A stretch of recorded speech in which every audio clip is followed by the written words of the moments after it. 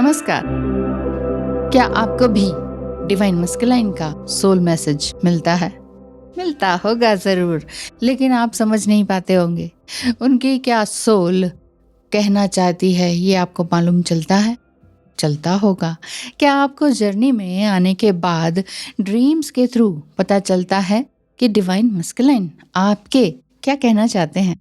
सबसे पहली बात तो ये है कि इंट्यूटिव मैसेज आपको उनका मिलता ज़रूर है, चाहे कैसे भी और कभी भी। जैसे अगर आप ब्लेमिंग एनर्जी में हैं तो ईगो रेजिस्टेंस वाला ड्रीम आएगा, और स्केप्टिसिज्म किससे डील कर रहे हैं तो ऐसे में आप डीएम के हायर सेल्फ मैसेज नहीं जान पाते हैं, क्योंकि आपके अंदर एंगर इशू, आपके इश्यूज ही नहीं ठीक हो रहे।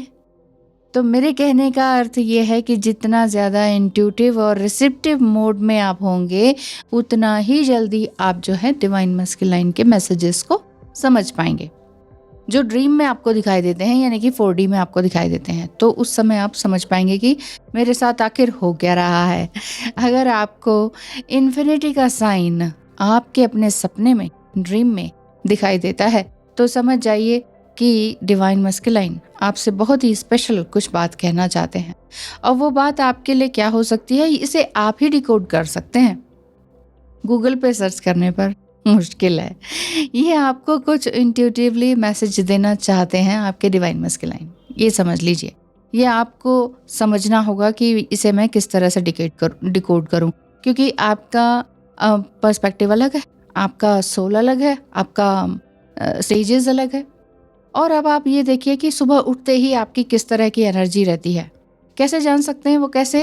वो ऐसे कि सुबह उठते ही आपकी फीलिंग्स क्या कहती है, डिवाइन मस्कुलाइन को लेकर क्या कहती है। क्योंकि डिवाइन मस्कुलाइन को लेकर ऑल द टाइम जो 24/7 माइंड में रहता है ना, तो सुबह उठते ही वो सब होता है।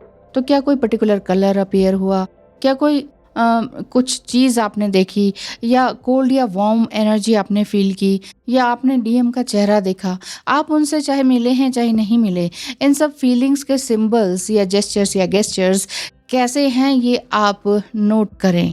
मतलब सुबह उठते ही आपकी एनर्जी किस तरह की है, ये आप सोचें, तो मीनिंग आप डिकोड कर पाएंगे। और आप ये पाएंगे कि डिवाइन मस्कुलाइन क्या कहना चाह रहे हैं, आपसे क्या कहना चाह रहे हैं, तो ये आपको मालूम हो जाएगा, क्योंकि हर कोई नहीं बता सकता कि इसका क्या मतलब है। तो इस तरीके से आप जितना ज़्यादा डीप हायर सेल्फ मैसेजेस को एक्सप्लोर कर सकते हैं उतना कीजिए।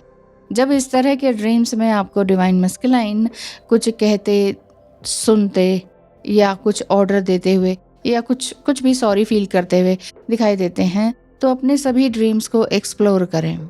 ड्रीम मैसेजेस क्या हैं उनको समझने की कोशिश करें, क्योंकि आपका रिश्ता आप ही जान सकते हैं।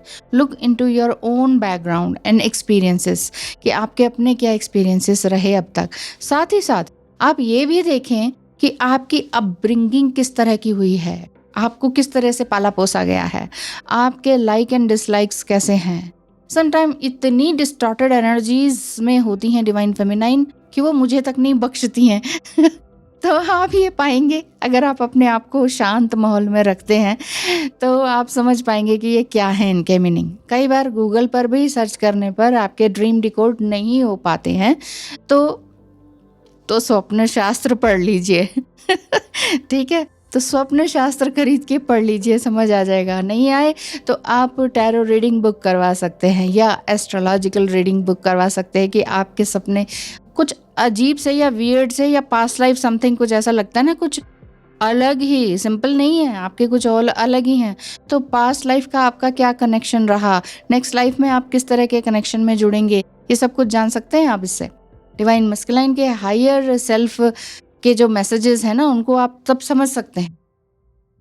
तो लिटरली डिवाइन मस्कुलाइन का क्या मीनिंग है, वो कहना चाह रहे हैं, और आप उनसे मिले भी हैं या नहीं भी मिले तो भी ड्रीम आ रहे हैं, तो ऐसा ही है, तो ऐसा समझने की कोशिश करें।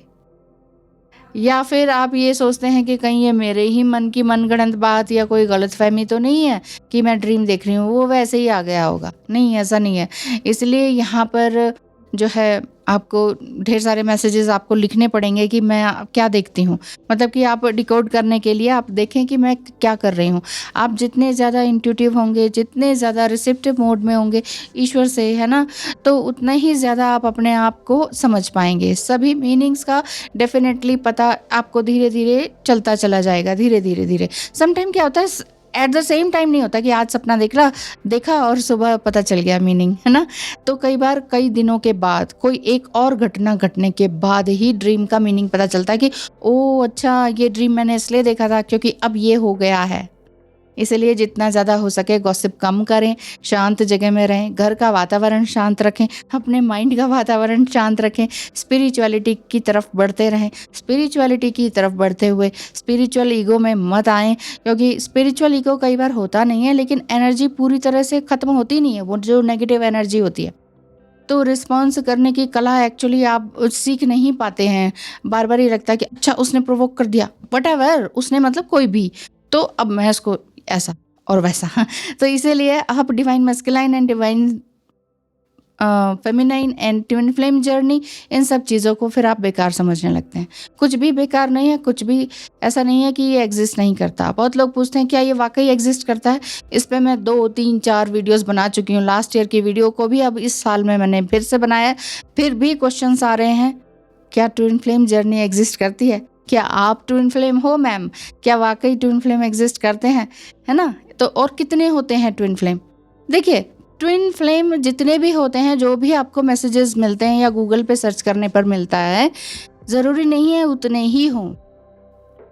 क्योंकि मेरे पास तो कोई नहीं आया सर्वे करने के लिए कि हाँ जी आप ट्विन फ्लेम जर्नी में हैं क्या, बताइए आपका ट्विन फ्लेम कौन है। या जिनका भी मैंने ट्विन फ्लेम कंफर्मेशन किया है, जो वाकई ट्विन फ्लेम जर्नी में निकले हैं, कई सोलमेट आ जाते हैं, कई कार्मिक आ जाते हैं, तो ज़रूरी नहीं है कि उन सब का भी किसी ने आप ही खुद ही बताइए, आपके पास कोई आया है, हाँ जी हेलो माइक लेके, कि बताइए आप क्या ट्विन फ्लेम जर्नी में है? तो फिर काउंटिंग कहाँ से हो गई? किसने कर दी ये काउंटिंग? कौन है ये एक्सपर्ट? मैं तो नहीं जानती हूँ। और आप लोग मुझसे फिर सवाल करते हैं और फिर मुझसे ये क्वेश्चन मार्क भी करते हैं कि आप कैसे कह सकती हैं ट्विन फ्लेम। आप अपनी एनर्जीज को संभालिए, डिस्टॉर्टेड एनर्जीज हैं उनको संभालिए, और आगे सब कुछ सब ठीक होता चला जाएगा, समझ में आएगा। फेथ नहीं है तो आप कैसे कह सकते हैं कि भगवान है? यही बात है ना। फेथ नहीं है तो आप कैसे कह सकते हैं गंगा माँ है? ये तो पानी है, पानी बह रहा है। ये चीज़ है। फेथ नहीं है तो कुछ भी सही नहीं है। फेथ है तो सब चीज़ें एग्जिस्ट करती हैं।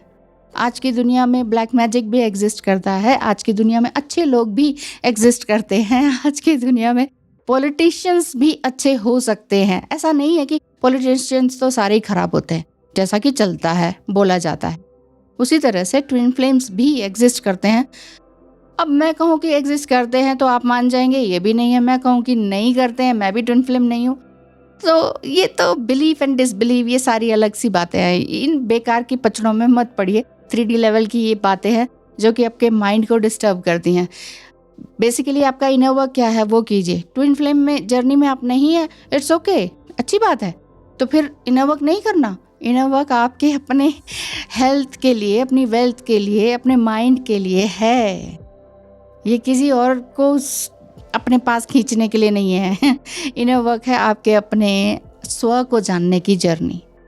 तो आप ट्विन फ्लेम जर्नी में हैं या सोलमेट हैं या किसी के कार्मिक हैं, आपको इनर वर्क करना चाहिए। पर कार्मिक लोग करते तो है नहीं, उनको दूसरा सुखी क्यों है, उसी में ही ज़्यादा इंटरेस्ट रहता है और पेन रहता है। तो ये बात है। तो चलिए, आज मैंने बताया ड्रीम्स के बारे में। तो कैसा लगा वीडियो बताइएगा, और आपको भी ड्रीम्स वगैरह आते हैं तो टैरो रीडिंग करवाइएगा। धन्यवाद, नमस्कार।